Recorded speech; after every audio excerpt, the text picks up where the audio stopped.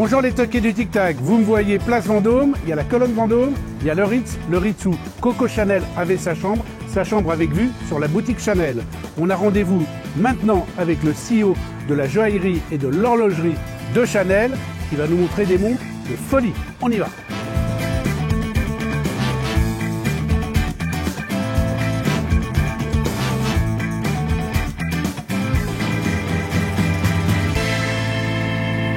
Frédéric, merci de nous accueillir au grand salon Franck, de la bienvenue. boutique Chanel, place Vendôme. Absolument. Et regarde, franchement, Là, nous sommes face au Ritz. il manque que Gabrielle Chanel au balcon. Absolument, mais nous sommes exactement en face de sa suite et à mon avis, elle nous observe. Elle nous regarde. Elle nous observe. Là, il faut faire gaffe. Hein. Absolument. Ah, on ne peut pas, évidemment, commencer cette émission sans parler de ça. Alors, Le chef-d'œuvre. chef-d'œuvre, composition de Nicolas de Staël de 1951, exposition absolument sublime en ce moment au Musée d'Art Moderne. Il faut le voir jusqu'à fin janvier, mais cette pièce maîtresse et monumentale, elle est ici, il était impossible de la déplacer. Donc voilà, Ils auraient voulu l'avoir, hein, c'est sûr. Certainement, mais une fois que nous l'avons installée ici pour l'ouverture, le 18 mai l'an dernier, j'avoue que nous n'avons plus la déplacer. C'est pour ça qu'on n'a pas fait la visite de la boutique, hein, parce qu'on a déjà fait une émission avec Frédéric. Je vous mets l'affiche. Évidemment, vous avez la boutique et tout ce qu'on a fait pour l'ouverture de cette boutique. Je te propose de passer à table. Allez, on passe à table. Allez, on y va. Bon, alors déjà, on voit un premier plateau. Un premier plateau, Je sais que tu en as réservé plusieurs. absolument. Aujourd'hui, on a décidé de faire vraiment l'histoire de la J12, retour sur l'icône et surtout, avec les nouveautés qui sont sorties cette année, c'était le moment ou jamais de faire un gros focus sur la J12, créée par Jacques Elleu. Créé par Jacques Elleu, dont la première création horlogère était la première, en 1987.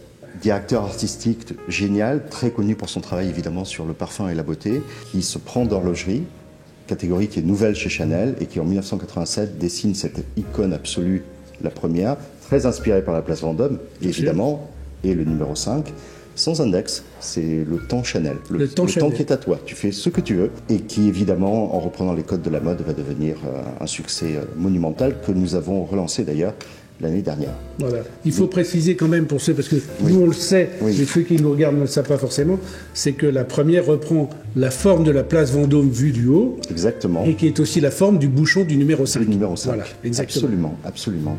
Et puis en 2000, donc plus tard, il a très envie de dessiner une montre qui sera, et ça c'est assez visionnaire, unisexe, mais à commencer par lui, parce qu'en réalité c'est une montre qu'il souhaite porter lui-même. Il s'intéresse à un matériau qui existe, mais qui n'a pas été poussé à ce niveau de qualité, qui est la céramique, et la céramique noire, dans cette texture absolument magnifique. Et c'est un fou de voile qui suit beaucoup l'America's Cup, les classes J. Et c'est ce qui va l'inspirer pour ce design, qui d'ailleurs, nous en parlerons, reste à peu près inchangé, mais il y a beaucoup de choses à dire. Parce que ça c'est fort.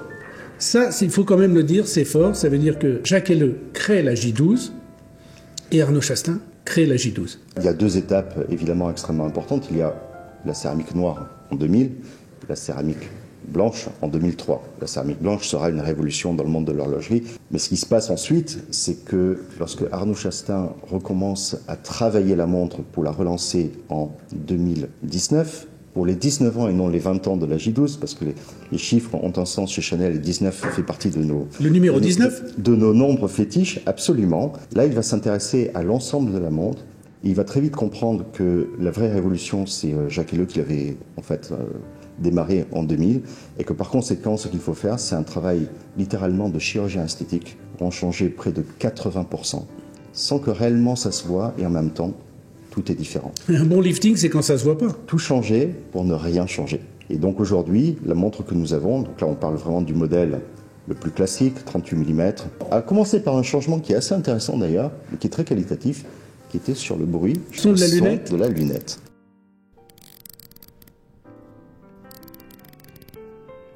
On fait beaucoup d'analogies entre l'horlogerie et le monde automobile. C'est un petit peu comme quand tu fermes la portière d'une voiture. Une voiture de qualité. C'est vrai. Et au bruit, tu sais. Et toutes les marques très haut de gamme passent beaucoup de temps sur le bruit de la portière qui se ferme. Exactement. Je pense que pour nous, c'était également très important. Et puis, bien entendu, ensuite, un travail parfois microscopique qui a vraiment consisté à changer les aiguilles. Par exemple, la typographie qui a été complètement revue. Le choix avait été fait dès le début par les propriétaires d'avoir des opérations totalement intégrées. C'est évidemment GF Chatelain à la Chaux-de-Fonds. Et c'est vrai que ça nous a permis, en termes de qualité, de dépasser l'étape originale. C'était aussi un des objectifs. Et par conséquent, sans aucun tabou, de vraiment regarder chaque élément de cette montre. Ça veut dire qu'il est allé sur chaque détail de la montre, la lunette, la couronne, les maillons du bracelet, l'oréo. Il a tout refait jusqu'à la déployante, tout. La chute du bracelet. Les maillons de chute et tout. Les maillons de chute, absolument tout. C'est pour ça que c'est proche de 80%. Avec aussi une différence absolument cruciale, qui est le mouvement. Alors on va revenir sur le calibre, parce que le game changer, c'est le calibre. C'est le calibre. Hein, on est d'accord. Mais j'aime bien une analogie, si tu me permets. Ça me fait penser à la 911. Parce que la 911, la première et la 911 d'aujourd'hui, bah on voit, c'est une 911. Ça garde l'esprit, ça garde la forme, ça garde l'intelligence. Et tout a changé un petit peu. Et peut-être que dans 10 ans, elle va encore évoluer. Et pourtant, au premier coup d'œil, on reconnaîtra une J12. C'est vraiment ça. Et c'est ce qui fait une icône horlogère. L'icône horlogère, c'est ça. C'est ce qui fait une icône. D'ailleurs, pour revenir à la 911, c'est justement la marque qui passe beaucoup de temps sur la fermeture des portières. Ah bah voilà, tu vois. Mais en ce qui nous concerne, c'est vrai que le dessin original est absolument génial. À partir de là, c'était aussi important, et c'est très Chanel, de se dire qu'il fallait que l'envers soit aussi beau que l'endroit.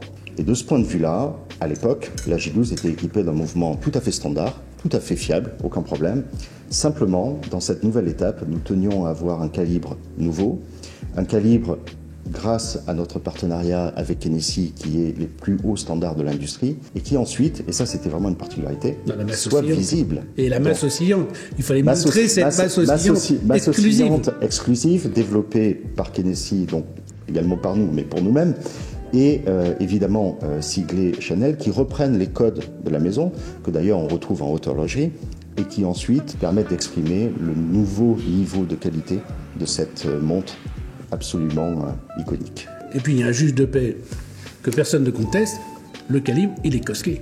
Il est cosqué. Contrôle officiel suisse des chronomètres, -4, +6, hop, on n'en parle plus, oui. Ça c'est fait. 70 heures de réserve de marche, hein, absolument. C'est ça. Des qualités chronométriques donc vraiment très importantes. Très importantes et qui, c'est vrai, font que l'ensemble aujourd'hui est vraiment au plus haut niveau de l'horlogerie helvétique. Ça reflète justement le choix de départ qui a été, dans les années 80, de se dire que nous étions très jeunes par rapport au temps horloger, par rapport à toutes les grandes maisons que nous admirons, mais que nous aurions la possibilité, évidemment, d'apporter beaucoup de nouvelles créations, et nous en verrons tout à l'heure, et de ne faire aucun compromis sur la qualité horlogère. Oui, donc en peu de temps, vraiment essayer d'atteindre ce niveau-là. Oui, parce qu'après, il y a eu quand même des complications qui sont arrivées. Oui, extraordinaires. La rétrograde mystérieuse. La rétrograde mystérieuse qui est un chef-d'œuvre. Ouais, un chef-d'œuvre horloger, un chef-d'œuvre de complexité horlogère.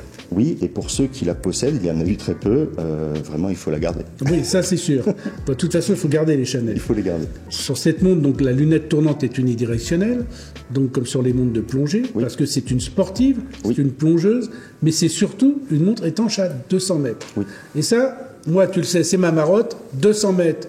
Je préfère à 100 mètres, parce qu'avec 200 mètres, on peut faire tous les sports nautiques extrêmes. Absolument. Donc ça veut dire que tout ce qui est kitesurf, planche à voile, etc., on peut tout faire avec cette Chanel, qui quand même est la montre aussi, qui va aussi bien sous un smoking que sur une combinaison de plongée. Gabriel Chanel disait « Le noir tient tout, le blanc aussi, et la combinaison des deux est absolue ». Et c'est vrai qu'on parlait de smoking, que ce soit en noir, en blanc, ou avec un modèle, le Paradoxe, où nous avons réussi la synthèse du blanc et du noir. Effectivement, on est dans des codes de beauté et des codes Chanel qui sont éternels. Sur les tailles, important quand même de dire 38-33 mm. À l'origine, de toute façon, c'est 38 mm. Et je pense que c'est, à l'époque, assez visionnaire de la part de Jacques Helleux de se dire je vais aller sur un modèle qu'évidemment lui voulait porter, ça c'est la base, mais qui en même temps est unisexe. C'est une, voire c'est la première montre non genrée. C'est la première montre non genrée et c'est peut-être la première icône horlogère du XXIe siècle. Pour nous, il était évidemment important, en parlant de calibre, d'avoir une version 33 mm. Pour les poignets plus fins. Pour les poignets plus fins. Et aussi parce que c'était l'opportunité d'avoir un calibre 12.2. Donc tu as développé un calibre mécanique destiné aux boîtes de 33 mm. De 33 mm, Hennessy, évidemment. Ouais. On a donc la 33 normale, la 38 normale, et une 38 un peu Index diamant. plus joaillère, on va dire, avec juste les index diamants, à peine perceptibles, mais qui donnent quand même une brillance. Discret, discret, élégant, chic. Voilà. avec, on le voit d'ailleurs dans les deux propositions, la noire et la blanche, un aspect qui est assez différent. On voit aussi une clientèle qui peut être un petit peu différente. Et puis bientôt, c'est la saison du ski. Et moi, je dis qu'une Chanel blanche pour aller faire du ski, c'est quand même chic. C'est quand même chic et je pense que nous en verrons de plus en plus en hiver. Et la grande nouveauté, aussi très chic, évidemment, céramique et or. On a aussi des pièces de joaillerie. Nous parlions de diamants. Ah oui, la lunette diamant, le diamant baguette. Mais on va commencer par... Commençons par l'or. Oui, parce que vraiment, j'ai le sentiment, puis j'en ai parlé un peu aussi avec tes équipes, c'était une pièce qui était attendue. Très attendue. D'abord, c'est une nouveauté 2023, elle vient de sortir, elle a été lancée au mois de septembre. D'accord. Donc c'est vraiment tout frais. Ok. Évidemment, toujours la même histoire, nous sommes sur un calibre 12.1 pour la 38 C'est une 38 ? C'est une 38, mais tout de même, avec une particularité, une très belle masse. Ah d'accord, donc la masse oscillante est venue en or. Absolument. Donc évidemment, c'est de l'or, c'est lourd, ça a de l'efficience, donc c'est un très bon pouvoir de remontage. Et dis donc, elle existe en 33 ? Alors là, le piège, je vous le dis, le piège, c'est un piège. Parce qu'évidemment, c'est prévu pour l'année prochaine, ou pour l'année d'après. Parce que je ne la vois pas sur les plateaux. Elle n'est pas sur le plateau. Elle n'est pas sur le plateau. Réponse de l'intéressé, elle n'est pas sur le plateau. Elle n'est pas sur le plateau, mais c'est une excellente idée. Je la retiens. Ah, je la retiens. D'accord. Il va essayer de me faire croire que c'est mon idée. J'y crois pas une seconde. Non, bravo, parce que, évidemment, forcément, quand vous sortez une pièce de cette qualité, et une pièce attendue par le marché, oui. Vous la sortez forcément, je veux dire, c'est idiot de penser le contraire, en 38, et puis le 33 va évidemment arriver. Donc ceux qui ont des poignets très très fins et qui disent « mais comment ils n'y ont pas pensé ?» Je vous rassure tout de suite, ils y ont pensé et ça va arriver. Le contraste de l'or et de la céramique est très puissant, magnifique. Mais même en blanc. Et même en blanc. Et c'est ça, c'est bluffant ça. C'est vraiment bluffant. D'ailleurs, dans une certaine mesure, parce que parfois on dit « ah mais le blanc est tellement visible ». Et si on prend ces deux versions, finalement, peut-être que la plus discrète des deux, ce sera la blanche. Oui, tout à fait. Ce sera la blanche. Là, tu as une lunette diamant baguette, absolument sublime. Et à côté, c'est une lunette céramique. C'est une lunette céramique, qui d'ailleurs est d'une très grande complexité à réaliser. Alors, c'est une lunette qui est gravée ou ce sont des maillons de céramique qui sont des maillons baguettes? Ah, d'accord. Et donc, c'est un processus qui fait partie de notre savoir-faire, puisque c'est vraiment ce que nous développons. Tailler la céramique, dis donc, ça... Ah oui, alors on taille beaucoup la céramique. Ça fait vraiment partie de ce que nous savons faire. Mais... On ne dit pas les évidences, mais parce que c'est bon, on va vous le dire quand même. La qualité des diamants. On est au top de la qualité, de la brillance, de zéro inclusion. On est absolument au top. Et le fait qu'il s'agisse d'une création horlogère, par opposition, certains diraient de la joaillerie, ça n'entre pas en ligne de compte chez nous. Les deux doivent être au même niveau. Chez Chanel, en horlogerie, la technique n'est pas au service de l'esthétisme. L'esthétisme n'est pas au service de la technique. Les deux ont la même importance. Il n'y a pas de compromis. Mais en partant de la création. Ouais, c'est ça. Il y a un geste créatif au départ. Et ensuite, à nous de nous adapter, de le rendre possible. Nous avons une surprise à la fin de cette émission. Et oui, je sais, on m'a dit que j'avais une cerise sur le plateau. Et nous verrons la rencontre de l'horlogerie et du métier de joaillier. Pas de la joaillerie, du métier de joaillier. D'accord. Là, il y a quand même une étoile qui se balade sur le cadran. Oui. Et le cadran est un cadran de ciel étoilé un peu. Oui, tout à fait. Alors, il s'agit du thème 2023 qui s'appelle Interstellar. Et c'est vrai que la comète est très très importante chez Chanel. En parlant de gestes créatifs, la première collection de haute joaillerie, qui a eu lieu d'ailleurs juste à côté d'ici, en 1932, la pièce maîtresse et le symbole de cette collection, c'est la comète. Donc on l'a retrouvée ici, Arnaud Chastain l'a placée sur un certain nombre de modèles. Quand je disais il n'y a pas de détails avec des nuances, ça va même jusqu'au logo Chanel en applique, qui ne brille pas comme n'importe quel logo en applique sur une montre. Merci. Non mais c'est vrai, hein. Ça veut dire, je ne sais pas comment vous avez facetté le truc, mais c'est carrément génial. C'est vraiment dans le détail, mais je pense que c'est ce qui fait la beauté et la passion de nos métiers. La gamme J12, hein, vraiment. Oui, bien sûr. C'est juste dingue. Alors là, oui. Là, nous poursuivons le thème. Nous sommes toujours la créativité. Dans l'espace. Là, nous sommes sur de la créativité pure. C'est un des modèles phares de l'année 2023, qui d'ailleurs est épuisé quasiment. C'est d'un point de vue de la fabrication à la manufacture, c'est une vraie prouesse technique. C'est aussi la rencontre du noir et du blanc, auquel nous tenions beaucoup. C'est cet aspect pixelisé qui permet en fait de sortir de la montre. C'est dingue. Et c'est une forme qui est totalement inhabituelle et sans doute jamais vue. C'est gonflé.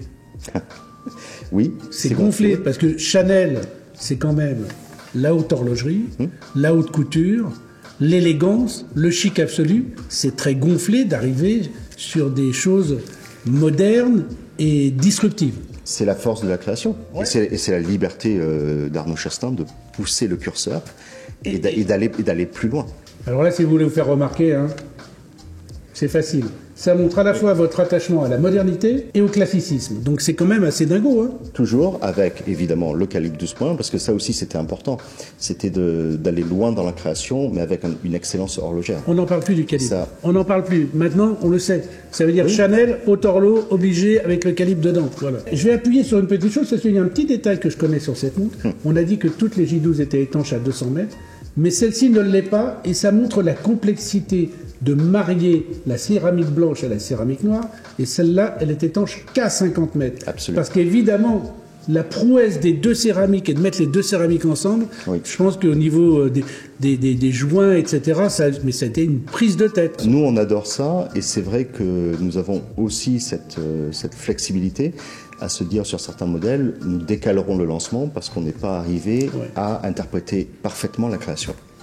Et les angles sont droits, les angles sont pointus, mais en aucun cas ils ne sont agressifs. Parce que quand on passe... Très important. Quand on passe le doigt dessus, c'est doux. Ça veut dire qu'on a visuellement des angles droits et en plus on a une douceur au toucher. Nous avons passé beaucoup de temps là-dessus, parce que évidemment sinon au porté, elle pourrait être désagréable. Évidemment, puis ça pourrait blesser. Bien sûr, bien sûr. Oui. On n'a pas parlé de la souplesse du bracelet, j'en profite parce que là je le manipule. Évidemment, les maillons qui ont été allongés d'ailleurs, hein, entre la première J12 et la deuxième, on a gagné en confort en portée. Bon, alors ça c'est un de mes cadrans préférés. Ah oui. C'est un de mes cadrans préférés parce qu'il me fait penser à celui, peut-être 2023, 2022, 2020, où il y avait tous les éléments Chanel, tu sais, où il y avait, le tweed, il y avait le sac, il y avait le flacon, le parfum, la fleur de camélia. Bien sûr. Tu te souviens, il y avait cette montre-là. Et là, on est un petit peu aussi sur ce cadran où on a l'impression que tout a été posé à la main. C'est une technique, là on est presque sur du métier d'art un peu quand même, non? On est sur du métier d'art, mais sur un modèle qui lui-même est extrêmement facile, très simple en réalité, et évidemment très compliqué. Moi j'aime bien les montres que l'on porte, et la personne pense que c'est une montre normale, et que pour son propriétaire ou sa propriétaire, quand elle fait ça, elle dit j'ai une montre exceptionnelle. Et c'est vraiment ça. Dire que tu éloignes, tu as l'impression d'avoir un cadran où il n'y a rien dessus, et quand tu viens proche... Tout en sachant, et c'est ça qui est très fort, que c'est une J12, mais en réalité, quand on voit le cadran, on se dit, ah ben non, celle-là, elle est spéciale. Ouais. Tout, et avec une lunette céramique blanche. Oui. Hein, la fameuse céramique, la même que la noire tout à l'heure, qui est taillée comme des diamants baguettes, en fait. Ça reprend la forme des diamants baguettes. C'est le même principe pour arriver au même effet. Nouveauté de l'année, ça. Hein. Nouveauté de l'année. Oui, on fait une émission sur les J12, alors il n'était pas question que vous en ayez que 3 ou 4. Hein. On vous a quand même... J'ai profité... L'embarras du choix. J'ai profité un peu de sa présence pour dire aux équipes de Chanel, il faut qu'il y ait des choses à montrer. Il y a certaines montres que vous ne pouvez voir que dans la boutique Chanel, c'est très très rare. Profitez de cette émission. Et nous retrouvons Gabriel Chanel. Gabriel Chanel sur le cadran, et sur le cadran avec un pantalon, le pantalon, le fameux pantalon de Gabriel Chanel, et sa marinière. Et sa marinière, mais aussi dans une version joaillière, plus luxe. Du soir. En robe longue. Absolument. Voilà. Elle est en robe longue et c'est la version du soir. Alors ça, j'adore. Mais commençons avec la Pausa, c'est le nom de ce modèle. C'est une nouveauté 2023, c'est une édition limitée qui rend hommage à évidemment Gabriel Chanel, mais aussi, surtout, à la maison de vacances qu'elle s'était fait construire à Roquebrune, sur les hauteurs de Monaco, où elle a passé certainement parmi les plus beaux jours de sa vie. C'est génial. Là-bas, elle s'habillait ainsi, elle recevait ses amis, artistes, le duc de Westminster, tous ceux qui voulaient venir, C'était extrêmement simple comme cadre de vie, c'était des buffets, on se servait, il n'y avait plus de serviteurs, il y avait plus, y compris pour la famille royale d'Angleterre qui venait rendre visite. C'est marrant ce que tu dis parce qu'en fait, Gabrielle Chanel, c'était aussi le chic dans la simplicité. Totalement. Et toutes les créations qu'elle a faites, qu'il s'agisse de mode, de parfum et maintenant de montres, c'est le chic dans la simplicité. Ça veut dire qu'il n'y a pas d'ostentation. Tu vois, il y a toujours... Jean Cocteau disait l'élégance cesse quand on la remarque. Et je pense que ça pourrait s'appliquer à Chanel. Elle détournait évidemment des codes masculins. Elle a fait le tweed, le meilleur exemple. Évidemment. Mais la marinière, c'était aussi ça. Et d'ailleurs, elle l'avait détourné dès les années 1910-1913, lorsqu'elle était à Deauville. Et c'est vrai qu'elle a gardé ça et que Arnaud Chastain a voulu. C'est un hommage. C'est un très beau travail aussi de savoir-faire en termes de cadran. Et là, voilà, là, évidemment, c'est une version du soir, version plus habillée, avec un cadran étoilé. Édition limitée également. Sublime montre, j'adore ce petit personnage, et c'est vrai que c'est un bel hommage. Peut-être que ce petit personnage reviendra un jour. Ah, et vous avez vu, de temps en temps, on arrive quand même à obtenir des petits secrets quand on a des invités... des pistes. Des pistes, quand on a des invités de cette qualité. Franck, j'ai mentionné la rencontre de l'horlogerie et de la haute horlogerie avec le métier de joaillier. Donc, pour cette montre-là, je vais mettre un gant. Ah bah moi, le gant, tu vois, il fait partie de ma panope. Hein. À tel point que quand je mets pas de gants, ils me mettent des commentaires. Tiens, t'avais pas de gants dans cette émission. et là, je dis à mes équipes, allez mec, on a oublié le gant. Là, nous avons le gant. Donc, je te présente la J12. Ah mais là, ça envoie du très très lourd. Là, ça envoie du très très lourd.